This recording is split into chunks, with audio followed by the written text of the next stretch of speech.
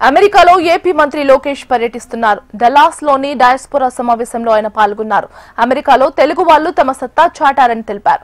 CM చంద్రబాబును అక్రమ arrest అయిన సమయంలో ప్రవాసాంధ్రులు తమ కుటుంబానికి అండగా నిలిచారని గుర్తు చేశారు. వైసీపీ వైనాట్ 175 అంటే ప్రజలు మాత్రం 11 స్థానాలకే పరిమితం చేశారన్నారు. 20 లక్షల ఉద్యోగాలు కల్పించడమే లక్ష్యంగా కూటమి ప్రభుత్వం పనిచేస్తుందన్నారు. చట్టాలను ఉల్లంఘించిన ఎవరిని వదిలిపెట్టేది లేదని మంత్రి లోకేష్ హెచ్చరించారు. మీ ఉత్సాహం, మీ జోష్, మీ కేకలు వింటుంటే తిరిగి మళ్ళీ నా పాదయాత్ర యువగలం రోజులు గుర్తొస్తున్నాయి. ఆనాటి పాలకులు అడుగడుగున నన్ను ఇబ్బంది పెట్టారు, నడవని లేదు, మైక్ లాక్కున్నారు, స్టూల్ లాక్కున్నారు.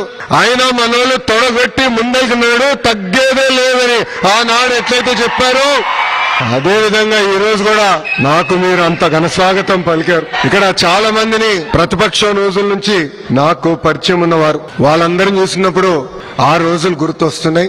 వాళ్ళందరికీ ఒకటే చెప్పదలుచుకున్నాను, మిమ్మల్ని నా గుండెల్లో పెట్టుకుని కాపాడే బాధ్యత మీ లోకేష్ తీసుకుంటాడు. నాకు ఇప్పుడు కూడా బాగా గుర్తు, ఆనాడు చంద్రబాబు నాయుడు గారిని అక్రమంగా 53 రోజులు బంధించినప్పుడు అమెరికాలో పెద్ద ఎత్తున మీరు బయటకు వచ్చారు, మాకు అండగా నిలబడ్డారు.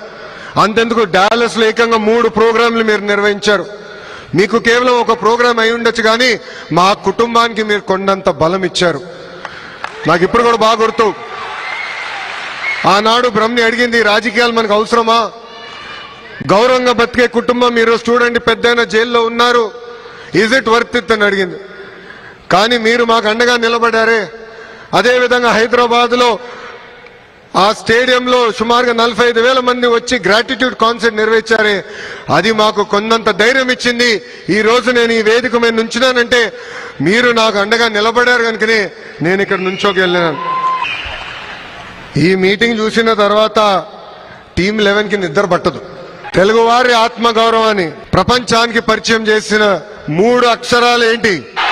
NTR. మళ్ళీ అభివృద్ధికి బ్రాండ్ అంబాసిడర్ ఎవరు? CBN. అసలు అభివృద్ధి చేసి ఎన్నికలు గెలవచ్చని దేశానికి పరిచయం చేసిన వ్యక్తి మన CBN. ఆనాడైనా చెప్పారు, కంప్యూటర్లో బాగా చదువుకుని ఐటీలో బాగా చదువుకుంటే ఉద్యోగాలు వస్తాయని. ఆనాటి ప్రతిపక్ష పార్టీ నాయకులు అన్నారు, కంప్యూటర్ అన్నం పెడుతుందా అని. ఇప్పుడు మిమ్మల్ని అందరిని అడుగుతున్నా, కంప్యూటర్ అన్నం పెడుతుందా? హైదరాబాద్ లో పెద్ద ఎత్తున ఐటీ పరిశ్రమలు తీసుకొస్తే రియల్ ఎస్టేట్ వ్యాపారం చేస్తున్నారు. ఈ ఒక్కసారి మీరు వెళ్ళి హైదరాబాద్ చూడండి, అసలు గుర్తుపట్టే పరిస్థితి లేకుండా పోయింది. గతంలో ఐటీ రంగంలో హైదరాబాద్ గురించి ఎవరు మాట్లాడేవారు కాదు. అలాంటిది చంద్రబాబు నాయుడు గారు ఐటీ పరిచయం చేసిన తర్వాత ఈ రోజు బెంగళూరుకి ధీటుగా హైదరాబాద్ పోటీ పడే పరిస్థితికి మనం